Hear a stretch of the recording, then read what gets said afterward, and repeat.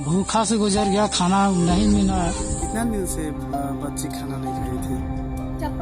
Jharkhand is one of the poorest places in India. Nearly 50% of the households here are below the poverty line. Bharat में सबसे भ्रष्ट सरकार अगर कहीं पर है तो झारखंड। आपके पिता की मृत्यु हुई किस कारण? Jharkhand has a different problem, hunger. अनाज नहीं था हम लोग के पास। झारखंड जो कि इंडिया के 29% कोयल कंज्यूमशन पूरा करता है। एक साल में जितना कोयल का कंज्यूमशन होता है पूरे इंडिया भर में, उसका 29% एक्सपोर्ट झारखंड से किए जाते हैं। यहाँ पे काफ़ी सारे और भी मिनरल्स अवेलेबल हैं, जिसमें कि copper, iron, bauxite, graphite, Magnite और यूरेनियम तो सबसे ज़्यादा यहीं पे पाया जाता है। इन सब के बावजूद भी झारखंड में आज भी लोग भूखमरी का शिकार होते हैं और काफ़ी सारे लोग तो मर जाते हैं भूखे। वगैरह नहीं पाती थी। नहीं, खाना तो कुछ नहीं खाता। तो बोलेंगे सच्चा बात ही वाला तो। She was carried to the local community health center by her son after she died under the mahua tree, begging for food. यहाँ का आबादी लगभग 80% एग्रीकल्चर पे पूरे तरीके से डिपेंड करता है। इसके बावजूद भी लोग यहाँ पे खाने के लिए प्रॉपर अनाज तक उपलब्ध नहीं है। झारखंड हमेशा से ही गरीबी का शिकार रहा है और ये अंडर डेवलपिंग फेज में ही आने वाले साल तक रहेगा। इसके कई सारे कारण हैं। आज के वीडियो में हम इन्हीं सब के ऊपर डिटेल में बात करेंगे। नीति आयोग 2021 के रिपोर्ट के मुताबिक झारखंड इंडिया का दूसरे नंबर पे आता है गरीबी के मामले में। पहले नंबर पे बिहार। झारखंड को बने हुए 23 साल हो गया। पहले बिहार में ही झारखंड आता था। बिहार का दक्षिणी हिस्सा जो कि झारखंड अभी सेपरेट हुआ है 2000 में। 23 सालों के अंदर अंदर अभी तक यहाँ पे अंडर डेवलपिंग फेज में ही रह गया और लोग अभी भी उन्हीं हालातों से गुजर रहे हैं जो कि पहले थे। झारखंड मूवमेंट का मिशन यही था कि झारखंड को एक सेपरेट स्टेट के तौर पे चाहिए और यहाँ पे ट्राइबल कम्युनिटी लोग जो भी रह रहे हैं उनके साथ इनजस्टिस जो भी हो रहा है उसे जस्टिस मिल पाए। इसके बावजूद भी आज झारखंड में लगभग 30 से भी ज़्यादा ट्राइबल कम्युनिटी रहते हैं, लेकिन उन सबको भी आज जस्टिस नहीं मिल पाता है। आज के वीडियो में हम डिटेल में बात करने वाले हैं झारखंड के हिस्ट्री से लेकर प्रेजेंट में चल रहे हर एक चीज़ के ऊपर और किस तरीके से इसे बेहतर किया जा सकता है। इस वीडियो को मेनली 4 सेक्शन में मैंने डिवाइड कर रखा है। सबसे पहले झारखंड की हिस्ट्री के बारे में समझेंगे। दूसरे, इसमें प्रॉब्लम जो भी चीज़ हो रहे हैं उसके ऊपर डिस्कशन करेंगे। तीसरा, इसके लिए रिस्पॉन्सिबल कौन है, और चौथा, वीडियो के कंक्लूजन के ऊपर बात करेंगे।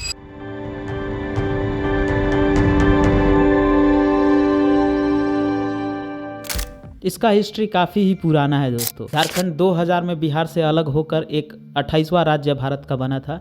उससे पहले बिहार के दक्षिणी हिस्सा में ही आता था, यानी कि ये बिहार ही बोला जाए। जब 17 शताब्दी में ईस्ट इंडिया कंपनी भारत में राज कर रहा था, उस दौरान बिहार के दक्षिणी हिस्सा में काफ़ी सारे मिनरल्स और रिसोर्स को पाया। इसके बाद यहाँ पे काफ़ी सारे रेलवे का कंस्ट्रक्शन शुरू किया गया ताकि आसानी से यहाँ पे कोल्स या फिर जो भी मिनरल्स निकल पा रहे हैं, आयरन, कॉपर, उसे एक्सपोर्ट किया जा सके। इसके अलावा यहाँ से नज़दीक कोलकाता में एक पोर्ट बनाया गया ताकि माल को आसानी से डिस्पैच किया जा सके। सी ट्रांसपोर्ट एक सबसे बेस्ट माध्यम है जिससे कि आसानी से ज़्यादा सामानों एक जगह से दूसरे जगह किया जा सकता है। तो इन्होंने कोलकाता में एक पोर्ट का भी निर्माण कराया। ईस्ट इंडिया कंपनी के बाद ब्रिटिश लोगों ने यहाँ पे राज किया। इसके बाद झारखंड मूवमेंट की शुरुआत होता है, जिसके मुख्य लीडर जयपाल सिंह मुंडा थे, और इसके बाद वो इस मूवमेंट को आगे लेकर जाते हैं एक ट्राइबल कम्युनिटी के साथ बनाकर। ट्राइबल कम्युनिटी के साथ हो रहे अन्यायों के लिए एक मूवमेंट शुरू किया जाता है। यह मूवमेंट काफी लंबे समय तक चलता है और फिर लास्ट में जाकर बिहार से एक सेपरेट राज्य का डिमांड होता है और फिर 15 नवंबर 2000 को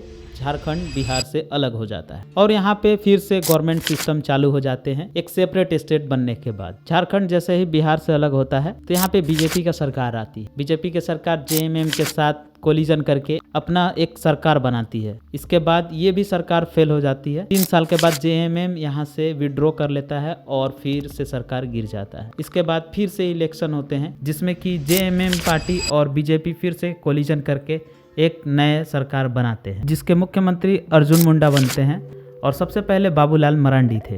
इसके बाद ये भी सरकार 2005 में गिर जाती है। जेएमएम फिर से विड्रॉ कर लेता है कोलिजन और इसके बाद शिबू सोरेन यहाँ के मुख्यमंत्री बनते हैं कुछ दिनों के लिए और इसके बाद फिर से इलेक्शन होता है जिसमें कि मधु कोड़ा एक इंडिपेंडेंट पार्टी के तौर पे यहाँ पे मुख्यमंत्री बनते हैं।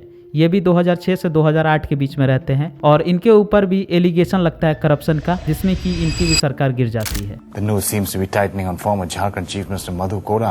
IT officials will begin questioning him tomorrow on what's thought to be thousands of crores of rupees of illegal hawala assets. और इसके बाद शिबू सोरेन अगले बार मुख्यमंत्री बनते हैं, जो कि ये भी फेल हो जाते हैं क्योंकि इनका मेजोरिटी उतना ज़्यादा नहीं हो पाता है। इसके बाद अर्जुन मुंडा फिर से आते हैं, 2009 से 2010 के बीच में रहते हैं बीजेपी के तौर पे, और इसके बाद फिर ये भी रिजाइन करते हैं अपने सीएम के पोस्ट से। फिर यहाँ पे जेएमएम की पार्टी आती है, शिबू सोरेन अगेन यहाँ के मुख्यमंत्री बनते हैं, 2010 से 2013 के बीच में रहते हैं और अपने बीच में जो भी टर्म थे उसे पूरा करते हैं। इसके बाद अर्जुन मुंडा फिर से बीजेपी की तरफ से आते हैं 2013 से 2014, इसके बाद फिर से रिजाइन करते हैं और इसके बाद 2013 से 14 के बीच में हेमंत सोरेन बनते हैं यहाँ के मुख्यमंत्री और इसके बाद फिर से चुनाव किए जाते हैं रघुवर दास, जो कि यहाँ के मुख्यमंत्री बनते हैं और ये एकमात्र ऐसे मुख्यमंत्री थे जिन्होंने अपने 5 साल के टर्म को पूरा किया था। हालांकि इसमें भी उतने जो डेवलपमेंट होने चाहिए थे बिल्कुल नहीं हो पाए थे। मुख्य तौर पे यहाँ पे जितने भी चीफ मिनिस्टर बनते गए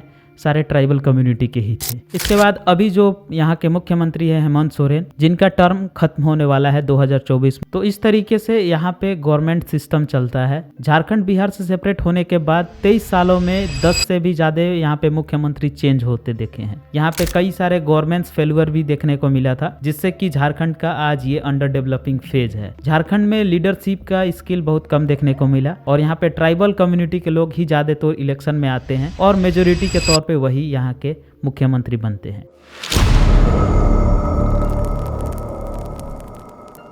यहाँ पे एक ही तरीके का पॉवर्टी लेवल नहीं देखा जाता है। एक अनएम्प्लॉयमेंट की बात हो तो समझ में आता है। यहाँ पे मल्टी डायमेंशन पॉवर्टी देखने को मिलता है, जिसमें कि इकोनॉमिक्स प्रॉब्लम है, लोगों के खाने के लिए उतने पैसे नहीं है, उतने अनाज नहीं अवेलेबल है।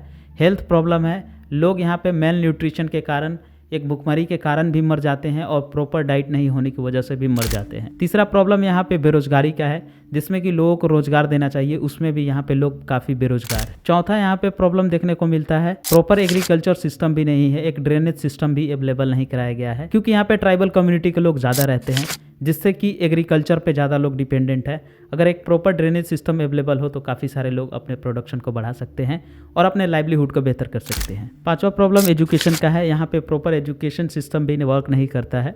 ऐसे ही गवर्नमेंट के कई सारे स्कूल और कॉलेजेस अवेलेबल हैं जिनका कोई मतलब नहीं है, आज भी वहाँ पे फैकल्टी और टीचर अवेलेबल नहीं है। इतने सारे रिसोर्स होने के बावजूद भी आज झारखंड में मल्टी डायमेंशन पॉवर्टी देखने को मिलता है। झारखंड में इतने सारे प्रॉब्लम के जिम्मेदार कौन है? तो डायरेक्टली मैं बोल सकता हूँ यहाँ पे दोनों तरफ से प्रॉब्लम है। यहाँ के पब्लिक के साइड से भी प्रॉब्लम है और गवर्नमेंट के साइड से भी प्रॉब्लम है। पब्लिक उन्हीं को वोट देती है जो गवर्नमेंट हमेशा से फेल रह चुकी है। जेएमएम और बीजेपी की सरकार यहाँ हमेशा फेल रह चुकी है। जैसे ही झारखंड सेपरेट हुआ था 2000 में बिहार से, इसके बाद हमेशा से ही जेएमएम और बीजेपी की सरकार यहाँ पे राज किया है और हमेशा से ही ये गवर्नमेंट फेल रह चुकी है। और ट्राइबल कम्युनिटी के लोगों को भी यहाँ पे अपॉर्चुनिटी मिलता है और most of the population tribal community के लोग ही हैं यहाँ पे, जिससे कि लोग अपने ही कास्ट को या अपने ही कम्युनिटी के लोगों को वोट देते हैं और उन्हीं को सत्ता में लाते हैं और इससे ये सोचते हैं कि उनके लिए ही वो काम करेंगे, बजाय इसके कि वो खुद के ऊपर काम कर लेते हैं। आज झारखंड में मेन लीडरशिप स्किल देखने को नहीं मिलता है, जिससे कि यहाँ पे इतने सारे रिसोर्स और मिनरल होने के बावजूद भी एक प्रॉपर डेवलपमेंट नहीं हो पा रहा है। आखिर इतने सारे रिसोर्स और मिनरल होने के बावजूद भी झारखंड क्यों आगे नहीं बढ़ पा रहा है, जबकि यहाँ पे प्रॉपर इंडस्ट्री सेटअप किया जाए। जैसे कि इतने सारे रिसोर्स और मिनरल होने के बाद किसी प्राइवेट कंपनी को अगर यहाँ पे एस्टैब्लिश किया जाए एक रिसोर्स या मिनरल्स को एक्सट्रैक्शन के लिए, तो यहाँ पे लोकल लोगों को एक जॉब मिल सकता है। लेकिन ना तो यहाँ के गवर्नमेंट इस चीज़ के ऊपर बढ़ावा देती है और ना ही तो यहाँ के जनता अवेयर है इसके बारे में। इसके अलावा एक मनरेगा स्कीम चलता है जो कि सेंट्रल गवर्नमेंट के द्वारा निकाला गया है, जो कि इंडिया के लगभग हर स्टेट में चलते हैं। जितने भी रूरल एरिया हैं उन सब में मनरेगा स्कीम चलता है, एक्सेप्ट अर्बन एरिया जहाँ पे कि लोगों को रोजगार अवेलेबल हो। मनरेगा स्कीम का मतलब ये है कि आप रूरल एरिया में रह रहे हैं लोगों को एक रोजगार दें, लेकिन इसमें भी लोग आज करप्शन के शिकार हुए। 11 मई 2023 जिसमें ईडी का रेड पड़ता है और पूजा सिंघल को अरेस्ट कर लिया जाता है, जो कि मनरेगा की करप्शन के लिए ही अरेस्टेड हुई थी। उनके पास 19 करोड़ का कैश बरामद होता है। These days a video is going viral on the internet. Some officers of the ED are sitting in a room full of cash and counting it. There is a pile of cash lying around. This video is from the residence of a person who is a chartered accountant to IAS officer Pooja Singhal. Manrega funds in Khunti district of the state during 2008 and 2011. MNREGA में चल रहे scheme के जिम्मेदार दोनों side से हैं। यहाँ पे गवर्नमेंट सेक्टर से भी लोग पैसे खाते हैं और पब्लिक जिनके नाम पे फंड मिलता है वो भी पैसे खाती है। पब्लिक मनरेगा को स्कीम को पास कराने के लिए गवर्नमेंट को पैसा देती है, जो कि ब्लॉक ऑफिसर लेवल जो भी होते हैं उन्हें पैसा दिया जाता है ताकि उनके नाम पे फंड पास हो, और उस पैसे से वो मशीनों से काम करवा लेते हैं बजाय कि लेबर किए। झारखंड के सिमडेगा में मनरेगा में एक बड़ा घोटाला सामने आया है। यहाँ मनरेगा में बिना काम किए न सिर्फ 18 मजदूरों को फर्जी पेमेंट किया गया, बल्कि पोस्ट ऑफिस से फर्जी तरीके से मनरेगा के तहत मिलने वाली मजदूरी का पैसा भी निकाल लिया। तो ये प्रॉब्लम दोनों की तरफ से है। पब्लिक भी चाहती है कि मैं अपने काम को मशीनों से करवाऊं और लेबर के नाम पे पैसा ले लूं, जिसमें कि ब्लॉक लेवल पे या फिर उनसे बड़े जितने भी जो अधिकारी हैं वो सारे पैसे खाते हैं इसके लिए, क्योंकि उन्हें भी पता है इसी से मैं पैसे कमा सकता हूँ। लेकिन इसमें प्रॉब्लम एक ही साइड से नहीं होता है, प्रॉब्लम दोनों के साइड से ही। गवर्नमेंट भी इस चीज के लिए जानती है कि लोग भी यहाँ पे करप्टेड हैं और करप्शन कर रहे हैं। लोग भी इस चीज के ऊपर जानती है, गवर्नमेंट भी करप्टेड, तो कोई भी इस चीज को सही करना नहीं जानता है। तो लोग भी अपने मुताबिक वही कर रहे हैं जिससे कि उन्हें फायदा हो पाए। मनरेगा का स्कीम लॉन्च किया गया था इसलिए ताकि रूरल एरिया में जो भी लोग रह रहे हैं उनको एक रोजगार मिल पाए, अपने लाइवलीहुड को बेहतर कर पाए। लेकिन जो भी स्कीम पास किए जाते हैं बजाय लेबर के काम करवाने से वो मशीनों से काम करवा लिया जाता है, जिससे कि उनके पास पैसे जाने के अलावा मशीन के जो भी ऑनर हैं या फिर जिस भी मशीन से काम कराया गया उन्हें पैसा दिया जाता है। इसमें नुकसान दोनों ही साइड से होते हैं। एक पब्लिक इस चीज़ पे खुश हो जाती है कि मेरे पास तो पैसे आ गए, और गवर्नमेंट इस चीज़ पे खुश है कि मेरे पास भी कुछ कमीशन के पैसे बच रहे हैं। ओवरऑल पब्लिक का पैसा गवर्नमेंट के पास जाता है और गवर्नमेंट घुमा फिरा कर उसी पैसे को पब्लिक के पास डिस्ट्रीब्यूट करती है। एक और प्रॉब्लम यहाँ पे ये है कि यहाँ पे जितने भी जो पार्टी हैं वो सारे उसी को टिकट देते हैं जो कि उनके लिए पैसा ज़्यादा देता हो, या जिस भी तरीके से करप्शन को बढ़ावा दे रहे हैं या जो भी पैसा जमा हो पा रहा है करप्शन से, वही पार्टी उस पैसे को जमा करती है और अगेन अगले इलेक्शन में उसी पैसे को पब्लिक में बांट कर फिर से अपने सत्ता में वापसी कर लेती है। जेएमएम का सरकार अभी झारखंड में चल रहा है और अगले ही बार फिर से जेएमएम या फिर बीजेपी का ही पावर आने वाला है। यहाँ पे कोई नया पार्टी यहाँ पे नहीं आ सकती, क्योंकि इसके भी कारण है लोग उन्हीं को वोट दे रहे हैं जो अपने कम्युनिटी से ही है। आखिर इन 23 साल में 11 बार नए मुख्यमंत्री बनने का कारण क्या है? एक प्रॉपर गवर्नमेंट नहीं बना पाना, अपने एक मुख्य लीडर को नहीं सही से चयन कर पाना। यहाँ का एजुकेशन सिस्टम इस लेवल पे खराब है जिससे कि लोग सही तरीके से अवेयर नहीं हो पाते हैं और उन्हें किसे वोट देना चाहिए और अपने वोट का पावर क्या है इस चीज़ को भी लोग भूल जाते हैं। काफ़ी ही अनअवेयर हैं अपने गवर्नमेंट के बारे में। झारखंड के लोगों को एक अवेयरनेस की ज़रूरत है, तो इसके लिए यहाँ पे प्रॉपर एजुकेशन सिस्टम चाहिए। अगर एजुकेशन सिस्टम को सही करना है तो पहले एम्प्लॉयमेंट को बढ़ावा देना होगा, यानी कि मुख्य तौर पे 3 ऐसे फैसिलिटी हैं जिनको अवेलेबल कराना होगा। सबसे पहले एम्प्लॉयमेंट प्रोवाइड करना, यहाँ के लोगों के लिए एजुकेशन सही से देना, और यहाँ पे हेल्थ सिस्टम को सही कर पाना। यहाँ पे हेल्थ सिस्टम इस लेवल पे ख़राब है, लोग अपने किसी भी गवर्नमेंट हॉस्पिटल में चले जाएं वहाँ पे मेडिसिन अवेलेबल नहीं है, और वहाँ पे ये लिख कर दे दिया जाता है कि आप बाहर से जाकर किसी प्राइवेट दुकान से मेडिसिन खरीदिए। तो मुख्य तौर पे ये 3 चीज़ अगर सही किए जाते हैं तो यहाँ के रह रहे हैं लोगों के ऊपर भी, उनके लाइफ के ऊपर भी काफ़ी ज़्यादा इम्पेक्ट पड़ेगा। एक तरीके से यहाँ पे पब्लिक पहले इस चीज़ के ऊपर एक स्टेप लेना होगा। अगर यहाँ के पब्लिक चाहे तो सही एक लीडर को लाकर अपने लाइवलीहुड को बेहतर कर सकती है और झारखंड को काफ़ी ज़्यादा डेवलप करा सकती है। बट यहाँ के पब्लिक भी उन्हीं चीज़ों को प्रमोट करते हैं ताकि हमेशा से वो और नीचे जाए। झारखंड आने वाले समय में भी अंडर डेवलपिंग फेज में ही रहेगा। अगर यहाँ प्रॉपर गवर्नमेंट सिस्टम सही नहीं किए जाते हैं तो झारखंड डेवलपिंग तो खैर छोड़िए, अंडर डेवलपिंग में ही रहेगा। इसमें मुख्य तौर पे पब्लिक ही जिम्मेदार है और यहाँ के रह रहे गवर्नमेंट ही जिम्मेदार। एक सही सिस्टम एस्टैब्लिश करना जरूरी है ताकि आने वाले जो भी समय है उसमें मिनरल्स और रिसोर्सेज की जरूरत पड़ने वाला है, और झारखंड में काफी सारे मिनरल्स और रिसोर्सेज पाए जाते हैं, और अगर इसका प्रॉपर यूटिलाइज किया जाए तो काफी ज्यादा डेवलप कर सकता है। आप सही तरीके से किसी को भी वोट दे रहे हैं तो आप इस चीज के ऊपर सोचिए कि आपके एरिया में कौन लीडर है, उसके ऊपर वोट दीजिए। इस पे मत वोट दीजिए कि किस पार्टी से है। अगर किसी भी आदमी को टिकट चाहिए तो उस पार्टी को पैसे देकर टिकट लिया जा सकता है। यहाँ पे करप्शन का लेवल कोई मेजर नहीं कर सकते। झारखंड बिहार का लेवल कुछ ज़्यादा ही हाई है, लेकिन लोग यहाँ पे पार्टियों को देखकर वोट देते हैं।